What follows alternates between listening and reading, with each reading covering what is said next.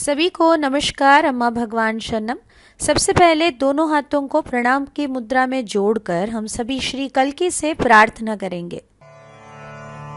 ओम सच्चिदानंद परब्रह्मा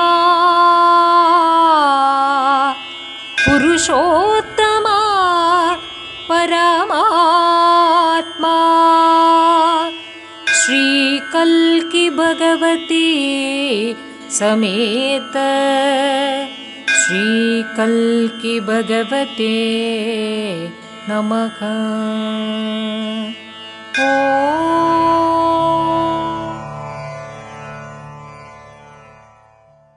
धीरे से आंखें खोलिए। आप सभी को हमारे गुरुकुल के तरफ से हार्दिक स्वागत है। हर व्यक्ति अपने जीवन की यात्रा में बहुत कुछ पढ़ाई करते हैं, बहुत सारे पुस्तक पढ़ते हैं, अपने जीवन के अनुभूतियों से बहुत कुछ सीखते हैं, किंतु जब बात आपके रिश्तों के बारे में या आपके अपने आंतरिक अशांति को दूर करने के बारे में हो तो तब क्या आपके ज्ञान आपको मदद कर रहा है? श्री अम्मा भगवान जीवन के बारे में कई सारे अनमोल ज्ञान सूत्र को कई सालों से देते आ रहे हैं। उनके यह ज्ञान बोध को धर्मा नाम के कई सारे वीडियोस के माध्यम से आप सभी के लिए यूट्यूब में प्रस्तुत किया गया है। आज हम उन्हीं में से धर्मा 20 में दिए गए ज्ञान बोध के बारे में जानेंगे। हर दिन सारे विश्व में श्री कल्की के द्वारा कई सारे चमत्कार घट रहे हैं। चमत्कार प्राकृतिक सिद्धांत का विरुद्धाचरण नहीं करते, वो उच्च सिद्धांतों के अनुयायी होते हैं। चमत्कार के उद्देश्य है आपके मन के चंगुल से आपको मुक्त करना। तो चलिए देखते हैं। परम ज्योति गोल्डन बॉल के रूप में इस प्रकार प्रत्यक्ष हुए थे जिसे कैमरा में उछालित किया गया था। इसका भौतिक व्यास 40 फीट का था। अभी हम श्री भगवान जी के दिव्य वाणी को पवित्रता के साथ सुनेंगे।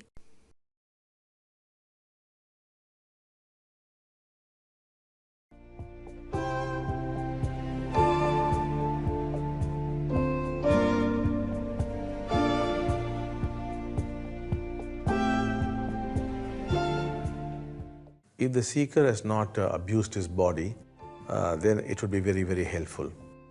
If the seeker has been abusing his body too much, then also it becomes difficult. Abusing, in case he has drunk a lot, he has smoked a lot, he has used drugs, if he has done all these things, then it does become difficult. But on the other hand, if you have not taken recourse to these things, the process goes on much more smoothly. That also is quite a hindrance. If you are stressed out or if you are too much worried, then also it becomes a problem. But we do not complain against these things. We try to overcome these things. It becomes very often a hindrance and it prevents you from becoming enlightened. So if only you could see the damage which this kind of seeking is causing, then that could be of help. But really you cannot be free of seeking. The seeking is there, but all that you must see is how the seeking is preventing you from becoming enlightened. If you could get that insight, then it makes our job very easy. In fact, really there's nothing to do, But the problem is people have no idea about not doing anything. So they feel they must do something to get there. But that very effort is the self. They don't seem to realize that. They want to end the self, but the effort to end the self is the self. Somehow they must get the insight that that is the self. Then maybe suddenly it could stop. Yes, the grace comes in. It stops it for you. मुक्ति पाने के लिए क्या करना होगा और क्या नहीं करना होगा, श्री भगवान ने हमें बताया। अगर साधक ने अपने शरीर के साथ दुर्व्यवहार नहीं किया हो तो वो हमें बहुत मदद करता है। साधक अपने शरीर को किसी भी प्रकार से ठेस पहुंचाते हैं तो वो हमारे कार्य को कठिन कर देता है। दुर्व्यवहार अर्थात मद्यपान करना, या आप सिगरेट स्मोक करते हैं, ड्रग्स का सेवन करते हैं, या किसी भी प्रकार से अपने शरीर को आप पीड़ा पहुंचा रहे हैं, तो आपके लिए मुक्ति पाना मुश्किल होता है। दूसरी ओर से अगर आपने ये सब कुछ नहीं किया है तो आपके लिए प्रक्रिया बहुत ही सुचारू रूप से होगा। प्रश्न, अगर तनाव होगा तो? श्री भगवान जी ने उत्तर दिया, वो भी बड़ा प्रतिबंधक बन सकता है। अगर आप बहुत तनाव में हैं, बहुत चाप लेके, बहुत चिंता में रह रहे हैं, तो वो भी एक समस्या बन जाएगा। इन सभी चीज़ों को लेकर हम शिकायत नहीं करते, उन सभी चीज़ों को पार करने में आपको मदद करते हैं। प्रश्न, साधक के अंदर मुक्ति पाने के लिए लालसा होगा तो? श्री भगवान जी ने उत्तर दिया, मुक्ति की यात्रा में साधक को अपने भीतर मुक्ति की लालसा ही एक बाधा सृष्टि कर सकता है। साधक को इस बात से पूर्ण रूप से अवगत होना होगा कि कैसे उनके भीतर की लालसा की वजह से वो मुक्ति को प्राप्त नहीं कर पा रहे हैं। मुक्ति के लालसा से मुक्त होना आपकी बस की बात नहीं है। वहाँ पर लालसा है, बस उसे आपको देखना है, और इसी लालसा की वजह से आप मुक्ति प्राप्त नहीं कर पा रहे हैं। जब यह बात आपके भीतर एक अंतर्दृष्टि बनकर आप उसे रियलाइज करते हैं तो वो हमारा काम को आसान करता है। प्रश्न, मुक्ति पाने के लिए हमें क्या करना होगा? असल में आपको कुछ भी नहीं करना है, किंतु लोगों के अंदर ऐसे एक धारणा बैठ गया है कि हमें कुछ करना होगा। यही तो समस्या है। तो उन्हें लगता है उन्हें कुछ न कुछ करके उनके मुक्ति के लिए कोशिश करना चाहिए। उनके भीतर हमेशा मुक्ति पाना है करके जो कोशिश करने वाला मैं की भाव है, वो मैं की भाव ही अपने आप को मिटाने की कोशिश कर रहा है। आपके भीतर मैं की भाव को समाप्त होना है करके जो प्रयास चल रहा है, वो प्रयास ही मैं की भाव है। जब आपके अंदर ये इंसाइट आएगा कि यही मेरा मैं की भाव है, तो अचानक से वो रुक सकता है। तो अंत में आपको अनुग्रह का ज़रूरत पड़ेगा ये मैं की भाव की ये प्रयास को रोकने के लिए। हाँ, जब अनुग्रह आता है तो आपके भीतर की मैं की भाव को अनुग्रह रोक देता है। मुक्ति पाए हुए व्यक्ति कैसे जीते हैं? The awakened one witnesses things happen. The unawakened one tries to make things happen. एक जीवन मुक्ता सब कुछ घटित होना साक्षी के रूप में देखते हैं। मुक्ति ना पाने की अवस्था में सब कुछ घटित करने की चेष्टा करते हैं। कुछ समय के लिए मान लीजिए आप हाईवे के ऊपर आपके कार चला के जा रहे हैं। पूरे रफ्तार में आपके कार को आप चला रहे हैं। अचानक से आपके सामने एक बड़ा सा ट्रक आ गया, तो आप क्या करते हैं? तुरंत ही आप ब्रेक्स अप्लाई करते हैं। किंतु क्या आपको पता है आपने वहाँ पर ब्रेक्स नहीं डाला है। आप वहाँ पर सोचकर समझकर अगर ब्रेक डाला होता तो वहाँ पर एक्सीडेंट ज़रूर हो जाता। किंतु मस्तिष्क सीधा आपके शरीर को संकेत देकर वहाँ पर आपको बचाया। मुक्ति पाए हुए व्यक्ति कुछ भी नहीं करते हैं। असल में वो बहुत कुछ करते हैं, किंतु उनके भीतर हमेशा यही एहसास होता है कि उन्होंने कुछ किया ही नहीं। जैसे आपने कार के ब्रेक्स को अप्लाई किया है, आपको वहाँ पर पता ही नहीं था, इसीलिए आप महसूस करते हैं कि अरे मैंने तो नहीं किया है। ठीक वैसे ही हर कार्य में मुक्ति पाए हुए व्यक्ति के लिए यही एहसास होता है कि उन्होंने कुछ भी नहीं किया है। मुक्ति पाए हुए व्यक्ति मुक्ति ना पाने की अवस्था में जो कुछ भी कर रहे थे सब कुछ करते हैं। धन की उपार्जना करना, अमीर बनना, परिवार को संभालना, जीवन के समस्त कर्तव्य पालन करना, किंतु उनके भीतर सब कुछ एक साक्षी बन के देखने की एक अनुभूति में वो रहते हैं। उनके लिए सब कुछ अपने आप हो रहा है। उन्हें लगता है कि मैं बस यहाँ पर साक्षी बन के सब देख रहा हूँ, सब अनुभव कर रहा हूँ। वो जिंदगी के किसी भी चीज़ से या किसी भी कार्य से अपने आप को आइडेंटिफाई नहीं करते, जबकि मुक्ति ना पाने की अवस्था में व्यक्ति को लगता है सब कुछ मेरे वजह से चल रहा है, मेरे वजह से हो रहा है, क्योंकि उनके भीतर की मैं की भाव वैसे ही महसूस करता रहता है और इसीलिए वो सब कुछ अपने मत के अनुसार करने की कोशिश करते हैं। अगले भाग में चलते हैं। दुख एक अभ्यास है। हम में से बहुत सारे लोग अनजाने में अपने दुख को इस तरह पकड़ के बैठते हैं, हम अपने ही दुख से एडिक्ट हो चुके हैं। दुखी होकर रहना, मायूस रहना हमारे लिए आदत बन गया है। अगर कभी दुख नहीं है तो आपको नॉर्मल फील नहीं होता, अरे आज मुझे टेंशन क्यों नहीं हो रहा है, सब ठीक तो है ना, कुछ तो मिसिंग है। क्या मिसिंग है? आपका दुख। बचपन में आप सभी ने फूल वाली और मछली वाली का कहानी आप सुने ही होंगे ना। चलिए फिर से सुना देते हैं।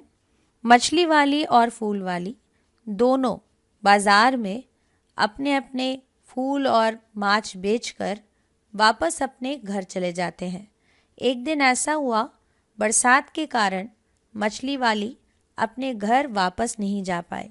फूल वाली ने उनको अपने घर ले गए। वहीं पर रात को खाना खाकर उनको सोने के लिए कहा, मगर रात को सोने के समय पर उनको नींद ही नहीं आ रहा था। बहुत देर करवटें बदल रहे थे और बीच में उठकर उनके मछली बेचने का जो टोकरी है जो बाहर रखा गया था उसको लेकर आए और उसके ऊपर थोड़ा सा पानी छिड़के और अच्छे से सूंघ लिया और उसके बाद उसको अपने ही बगल में रख के आराम से सो गए।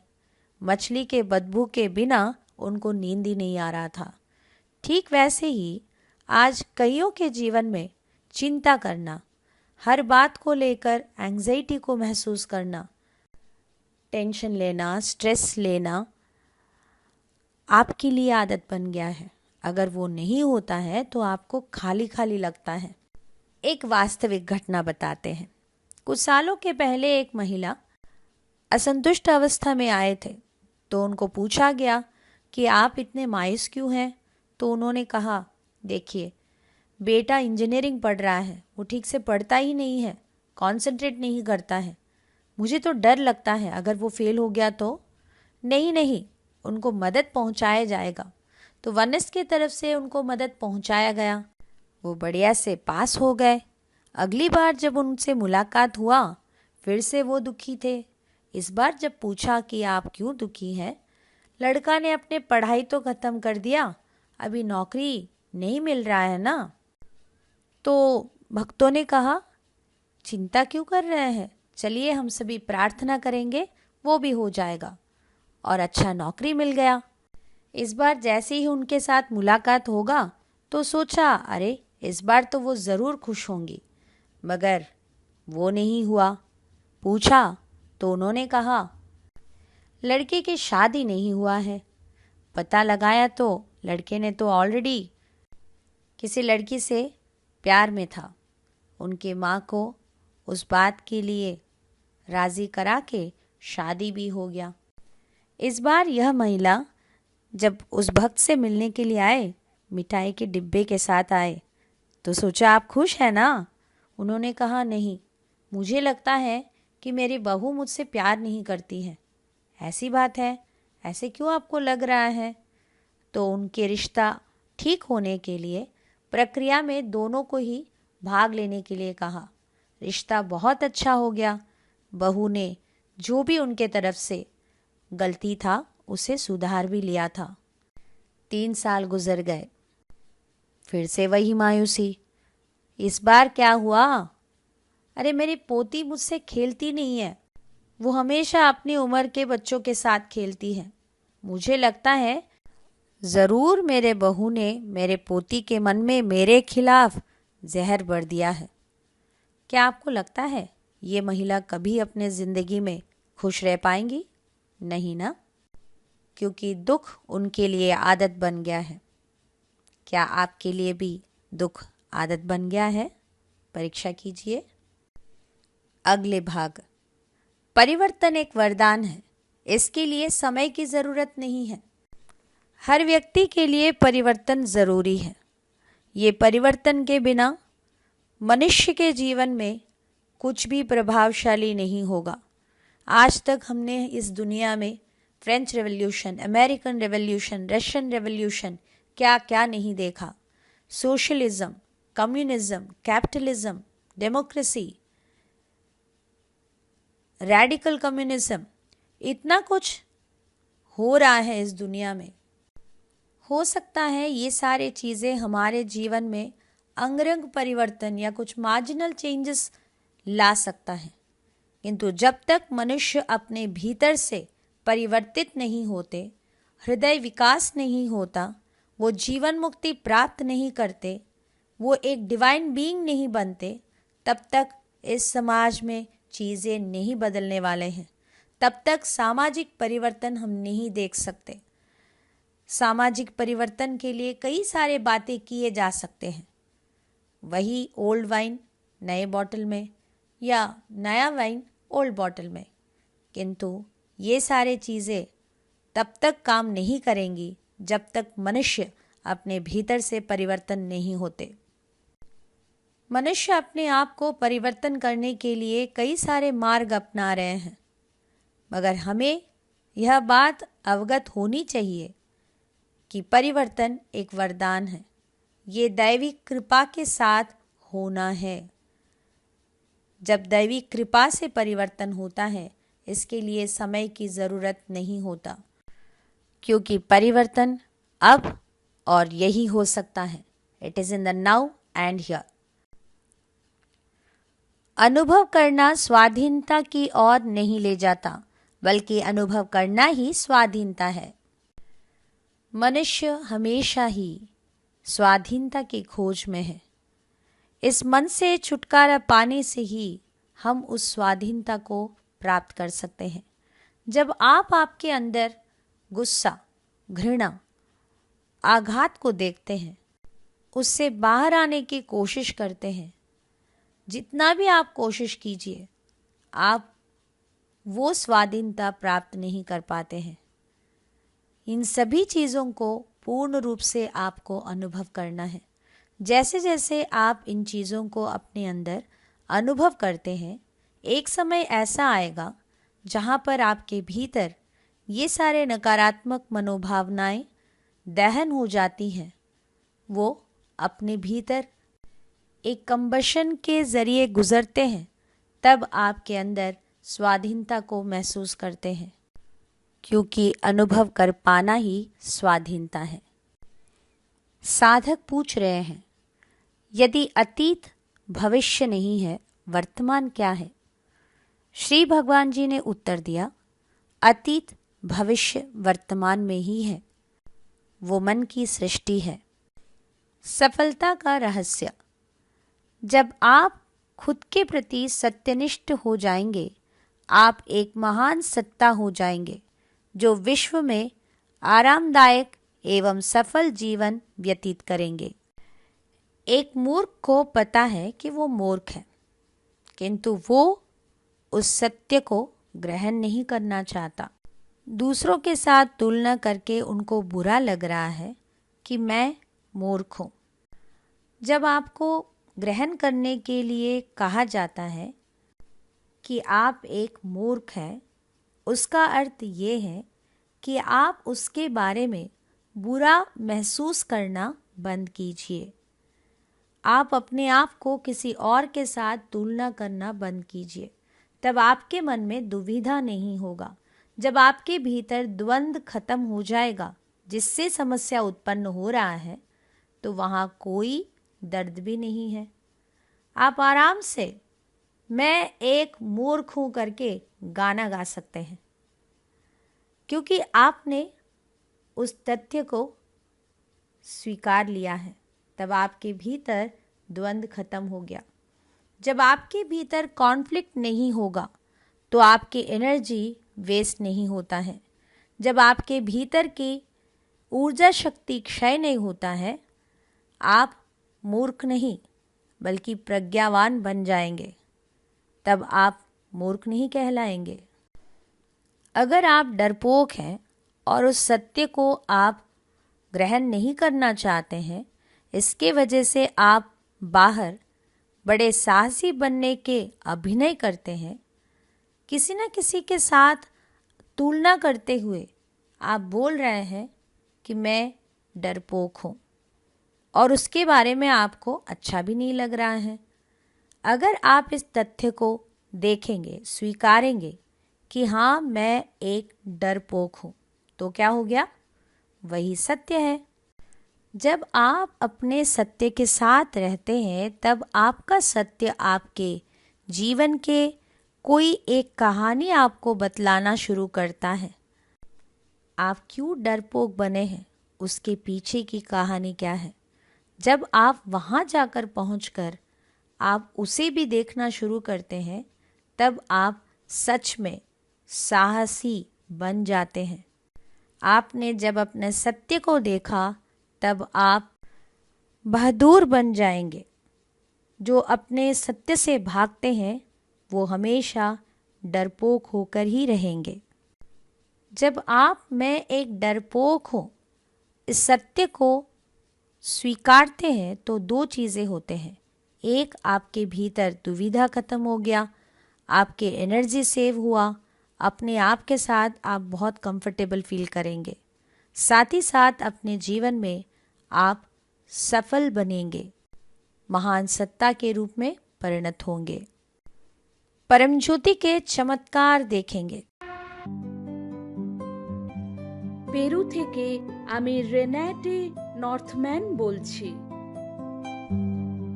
৭৪,০০০ দীক্ষাযজ্ঞে অংশগ্রহণের শুরুর দিন থেকেই আমার মধ্যে ক্রমশ সাকারাত্মক পরিবর্তন হয়েছে।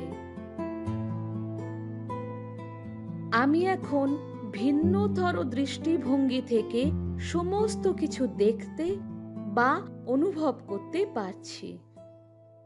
কোনো রকম বিচারবোধ বা বিরক্তি ছাড়াই আমি সমস্ত সম্পর্ককেই স্বীকার করতে পারছি। অন্যদের প্রতি স্বীকৃতির ভাব এবং ভালোবাসা অনুভূত হয়। অন্য ব্যক্তিদের জায়গায় নিজেকে কল্পনা করতে পারায় কোনো অভিজ্ঞতাই ব্যক্তিগতভাবে আমাকে আঘাত করে না। আমার গলার স্বরে পরিবর্তন ঘটেছে এবং আমি এখন প্রেমপূর্ণভাবে মধুর শব্দে বাক্যালাপ করি। আমি আগে সব সময় চিন্তামগ্ন বা ভবিষ্যৎ নিয়ে উদ্বিগ্ন থাকতাম। বর্তমানে প্রতিকূল পরিস্থিতিতেও আমি শান্ত থাকি এবং বিশ্ব জগৎ থেকে প্রেরিত ইঙ্গিত উপলব্ধি করতে পারি। সমস্ত ভয়ের অবসান ঘটেছে। আমি গভীরভাবে বিশ্বাস করি স্বয়ং ঈশ্বর পরিস্থিতি অনুযায়ী আমাকে মার্গদর্শন প্রদান করবেন। পোষা বিড়ালের সাথে আমার বিশেষ সখ্যতার সম্পর্ক গড়ে উঠেছে। তার প্রতি নতুন এই প্রেম ভাব আমাকে বিস্মিতও করেছে। অন্তরে শান্তি বিরাজ করে। আমি শান্তভাবে অন্যদের কথা শুনি এবং বুঝতে পারি অন্যরাও আমার কথায় শান্তি খুঁজে পায়। আন্তরিক বার্তালাপ খুবই কম হয় এবং সচেতন হওয়া মাত্র সেগুলির পরিবর্তন হয়ে যায়। আর্থিক ক্ষেত্রে আমার উল্লেখযোগ্য উন্নতি ঘটেছে। এমনকি এই বছরই আমি জীবনের সবথেকে বেশি স্বাচ্ছন্দ্যে কাটিয়েছি। হিপনোথেরাপিস্ট হিসাবে আমি রোগীদের মনের আরও গভীরে প্রবেশ করতে সক্ষম হচ্ছি। সর্বদা প্রিয় ঈশ্বরকে আহ্বান করে তার সম্পূর্ণ উপস্থিতিতে আমি নিজের কাজ সম্পন্ন করতে পারি। সম্পূর্ণ সুস্থ শরীরে আমি আনন্দপূর্ণ জীবনযাপন করছি। হে পরম প্রিয় শ্রী পরম জ্যোতি ভগবতী ভগবান, আমি আপনার কাছে গভীরভাবে কৃতজ্ঞ। আপনার পাদপদ্মে আমার জীবন চিরনিবেদিত। जब चमत्कारों को बोलेंगे, बांटेंगे, हमारे जीवन में वो अधिक होते रहेंगे। अभी आप सभी आंखें बंद रखते हुए आपने जो कुछ भी ज्ञान प्राप्त किया है उसे मनन चिंतन कीजिए।